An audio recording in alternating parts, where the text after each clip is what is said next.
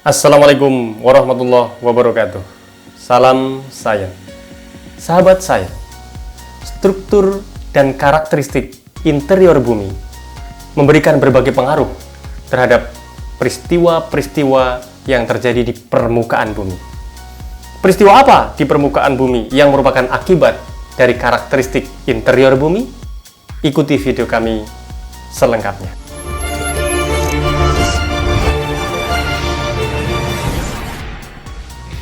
Jangan lupa like, subscribe, dan tekan tombol lonceng, serta share video ini. Oke, sekarang kita coba pelajari struktur interior bumi. Dari yang paling dalam ini ada namanya inner core, inti dalam.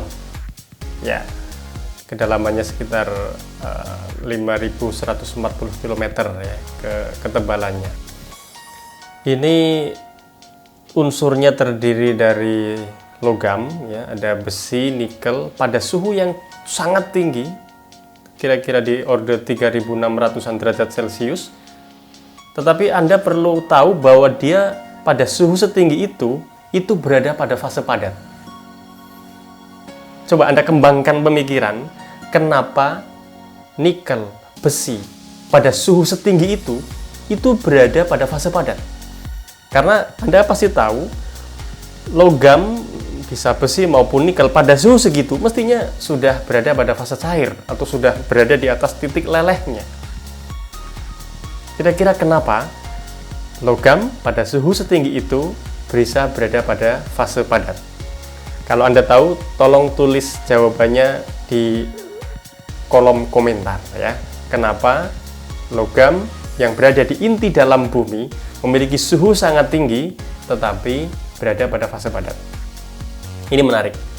Lalu bagian kedua ini ada namanya inti luar, outer core. Nah, barulah dia sudah merupakan cairan, ya, sudah merupakan cairan. Dan menariknya, dia tidak diam, melainkan bergerak mengelilingi inti dalamnya, ya. Outer core ini, inti luar, itu bergerak mengelilingi inti dalam. Kemudian lapisan yang lebih luar lagi ini adalah mantel, ya, dan yang paling atas ini adalah kerak bumi. Nah, secara lebih detail, mari kita lihat satu persatu karakteristik dari interior bumi kita ini. Tadi saya ulangi, untuk yang lapisan paling dalam ini namanya solid core atau inner core, ya, inti dalam, bentuknya padat, terdiri dari besi maupun nikel. Dikatakan di sini, meskipun berada pada suhu 3.700 derajat Celcius, dia berada pada fase padat. Ya, logam, besi, nikel pada suhu setinggi ini berada pada fase padat. Kenapa? Sudah ada jawabannya di sini. Ya, ini karena tekanannya yang sangat tinggi, yaitu dia mendapat tekanan dari inti luar, mendapat tekanan yang sangat berat dari mantel bumi, mendapat tekanan yang sangat berat dari kerak bumi, seluruhnya menekan ke dalam, sehingga meskipun dia berada pada suhu yang sangat tinggi, dia secara wujud atau fasenya berada pada fase padat. Kita bergerak menuju ke inti luar, outer core. Ini tekanannya sudah mulai berkurang, sehingga dia di sini adalah penyusunnya masih sama, yaitu besi, nikel, tetapi cairan, ya, yang bergerak mengelilingi inti dalam, ya, outer core. Nah, gerakan nikel, gerakan logam yang terus bergesek-gesekan di dalam inti luar bumi kita ini, lalu akhirnya akan seolah-olah ini adalah aliran arus listrik, ya, aliran arus listrik. Maka fenomena yang muncul di permukaan bumi menjadi menarik, ya, kita lihat, ya. Apa yang terjadi ketika inti luar bumi itu merupakan gerakan dari nikel, besi yang bergesek-gesekan. Ya, kita lihat, inilah yang terjadi. Ya, saat ada bagian inti luar yang bergerak mengelilingi inti dalam bumi, maka akan menghasilkan medan magnet bumi seperti ini. Coba Anda ingat-ingat kembali, kira-kira kenapa medan magnet bumi ini bisa muncul dari peristiwa ini. Ingat temuan dari Hans Christian Ørsted ya. Dia menemukan kalau ada arus listrik yang bergerak pada arah jempol saya, maka di sekitar arus listrik akan menghasilkan medan magnet yang bergerak mengikuti jari-jari saya yang lain, yaitu apa? Mengelilingi jempol. Jadi kalau ada arus listrik bergerak arah jempol saya, maka akan ada medan magnet yang bergerak mengelilingi jempol saya. Maka kejadiannya juga sama, saat inti luar bumi itu bergerak mengelilingi, ya, bertawaf mengelilingi inti dalam, maka ini bisa diibaratkan sebagai gerakan arus listrik.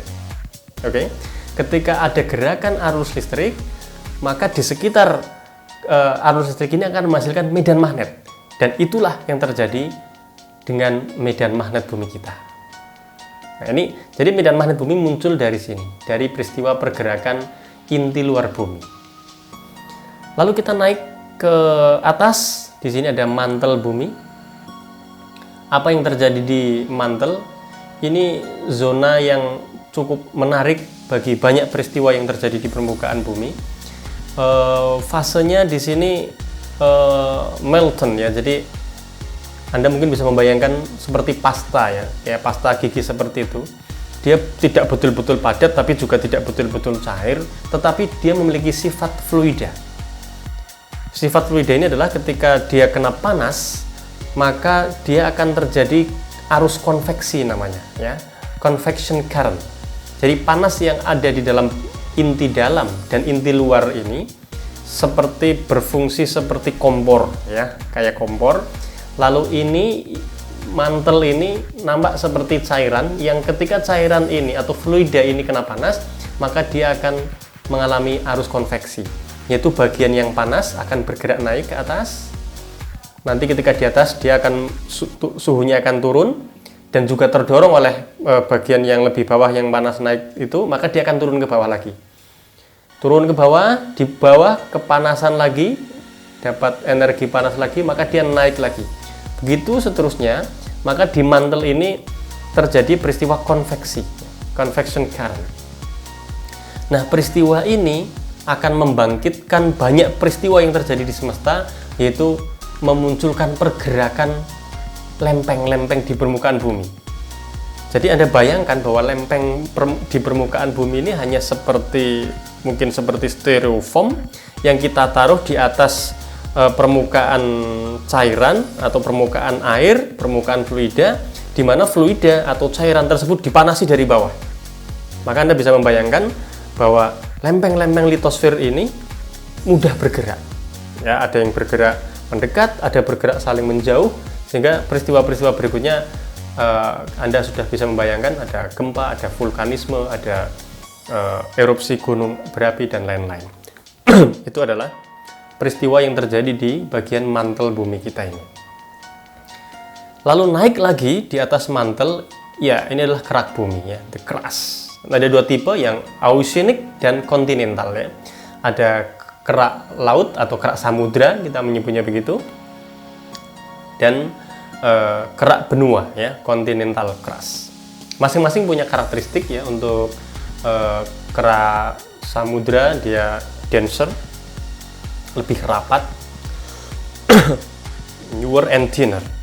Adapun untuk yang kontinental ya, kerak benua, dia berumur lebih tua, dan karenanya dia lebih kurang rapat jika dibandingkan dengan oceanic crust.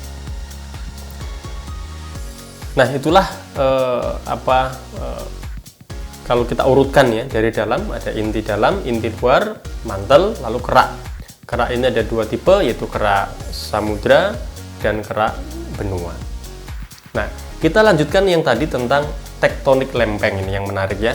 Jadi akibat arus konveksi ya, karena ada arus konveksi tadi itu, maka lempeng-lempeng yang ada di atas permukaan bumi ini dia labil, dia menjadi sebuah benda yang mudah untuk bergeser. Ya, teori tektonik lempeng mengatakan bahwa proses dinamika atau pergerakan bumi tentang pembentukan jalur pegunungan ya, jalur gunung api, jalur gempa bumi, dan cekungan endapan di muka bumi yang diakibatkan oleh pergerakan lempeng. Ini semuanya terjadi karena lempeng-lempeng ini bergerak akibat pergerakan arus konveksi di bagian mantel. Menurut teori ini, permukaan bumi terpecah menjadi beberapa lempeng besar dan ukuran serta posisi dari tiap-tiap lempeng ini selalu berubah-ubah. Ya, pertemuan antar lempeng-lempeng ini merupakan tempat-tempat yang memiliki kondisi tektonik yang aktif. Ya, pertemuan dari tiap-tiap lempeng ini memiliki kondisi tektonik yang aktif yang menyebabkan peristiwa gempa bumi, gunung berapi, pembentukan dataran tinggi. Nah, ini kita tunjukkan 3 pola gerakan antar lempeng. Ada gerakan yang saling menjauh, ya, kita sebut sebagai gerak divergen. Jadi 2 lempeng yang saling menjauh, itu namanya gerak divergen. Ada 2 lempeng yang saling mendekat, namanya gerak konvergen. Dan ada 2 lempeng yang seolah berpapasan, ya, namanya gerak transform.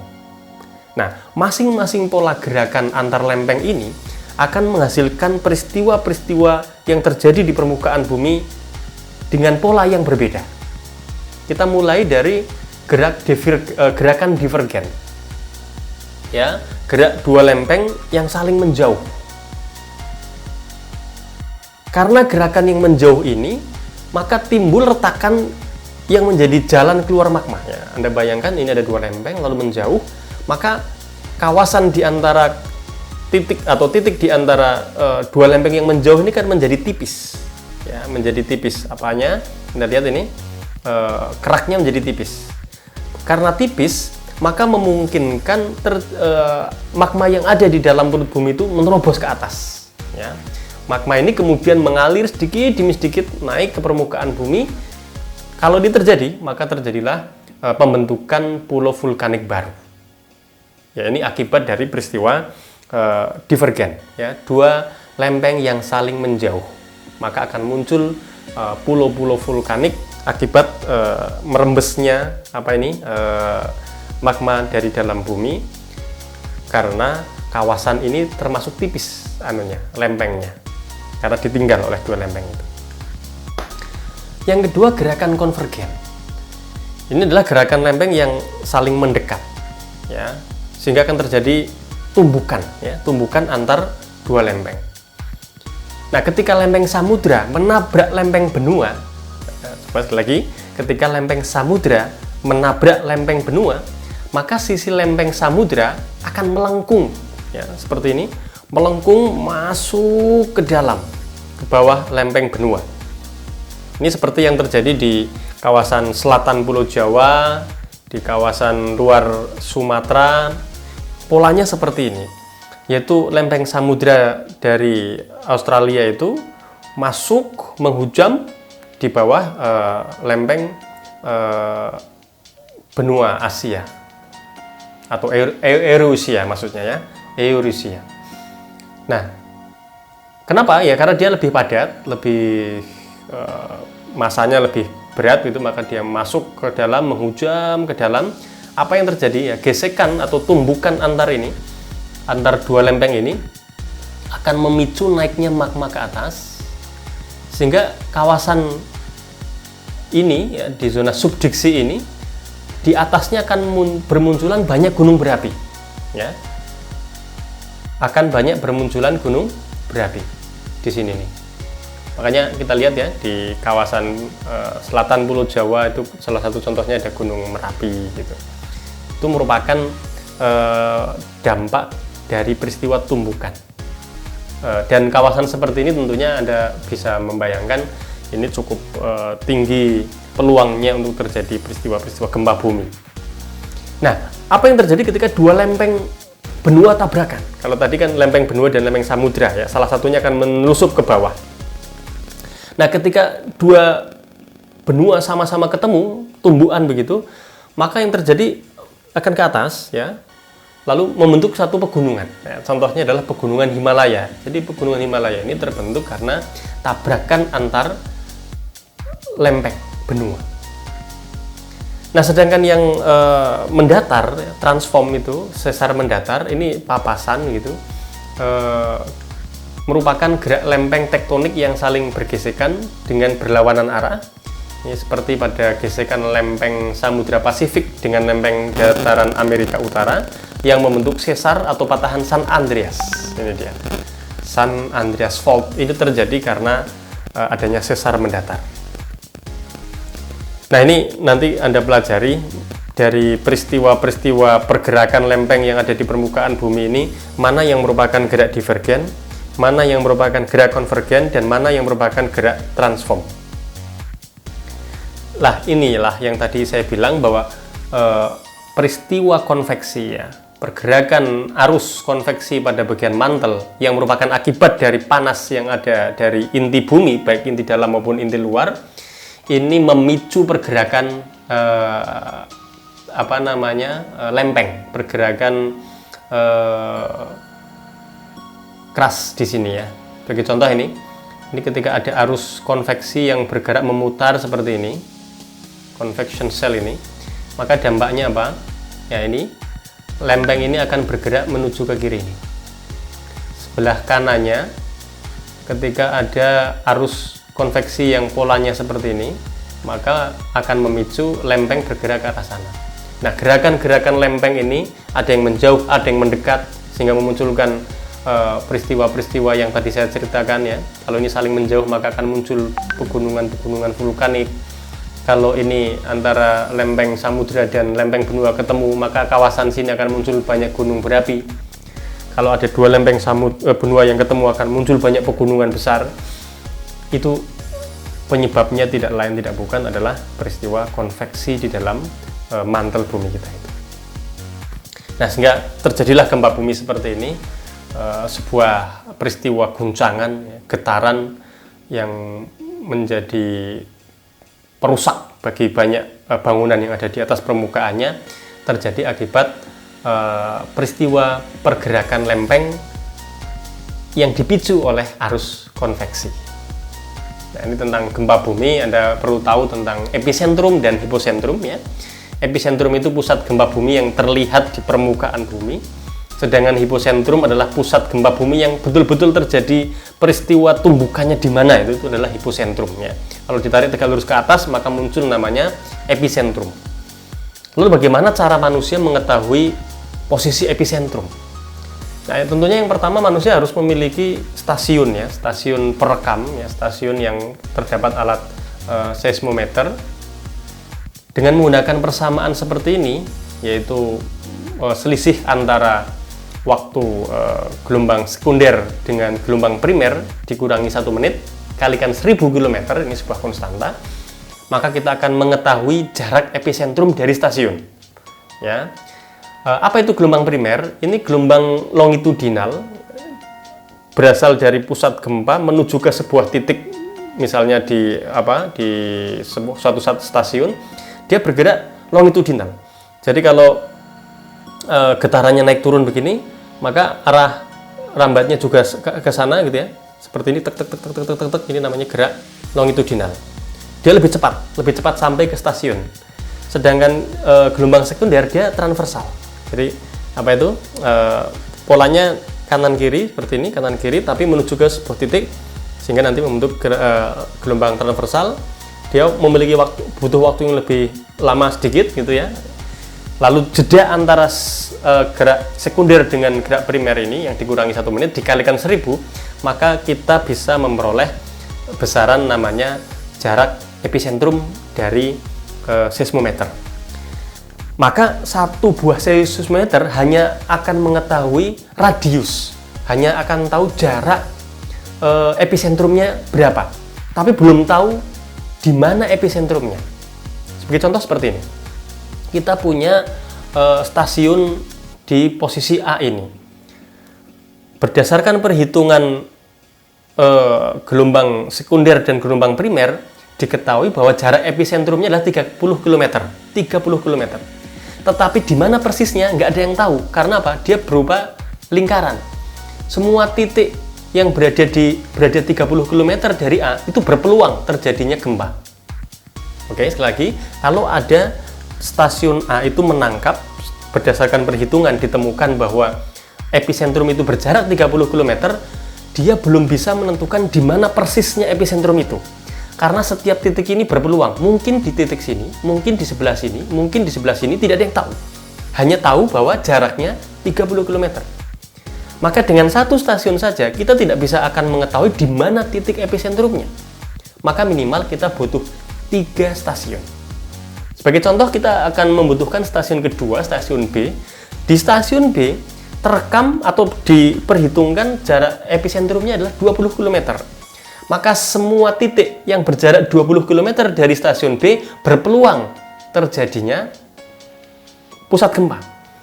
Nah, dengan menggunakan 2 stasiun ini, kita masih ada 2 alternatif. Kalau tidak di titik ini, maka di titik satunya ini. Kita belum tahu persisnya di mana. Oke? Maka kita butuh satu lagi stasiun C, yang ternyata di stasiun C terekam epicentrum itu berjarak 10 km. Maka kalau dibuat lingkaran yang melingkari stasiun C sebesar 10 cm itu, 10 km itu kita akan diperoleh sebuah titik yang merupakan perpotongan dari 3 lingkaran dari masing-masing stasiun. Itulah titik epicentrum yang sedang kita cari. Begitu cara kita menentukan epicentrum. Lalu tentang gempa, magnitudo gempa sudah dibuat oleh para ahlinya seperti ini. Silahkan Anda pelajari. Masing-masing nilai skala Richter ini sudah diperhitungkan tentang akibat yang ditimbulkan. Lalu juga sudah pernah secara statistik bisa dihitung tentang rata-rata kejadian per tahunnya. Seperti itulah kira-kira peristiwa-peristiwa yang terjadi akibat karakteristik interior bumi. Semoga bermanfaat.